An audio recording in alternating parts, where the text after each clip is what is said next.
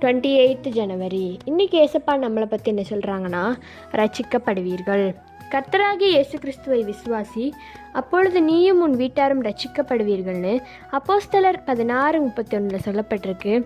நம்ம ஏசப்பாவை விசுவாசிக்கணும். அவர் தான் நம்மளை படைச்சிருக்காரு.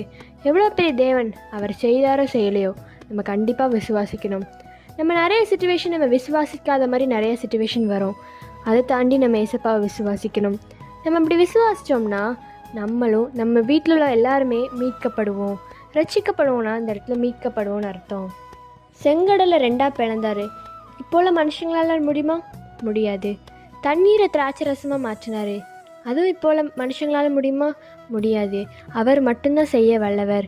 அவர் நீங்கள் விசுவாசிங்க. அது ஒரு சின்ன விஷயமா இருந்தாலும் சரி, பெரிய விஷயமா இருந்தாலும் சரி, நீங்கள் அவரை விசுவாசிங்க. அவர் உங்களுக்கு நீங்கள் விசுவாசிக்கிறதுக்கும் மேலானதை தருவார்.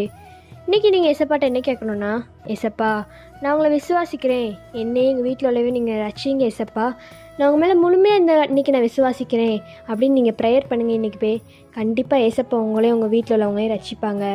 By truth of Melchi, have a positive day.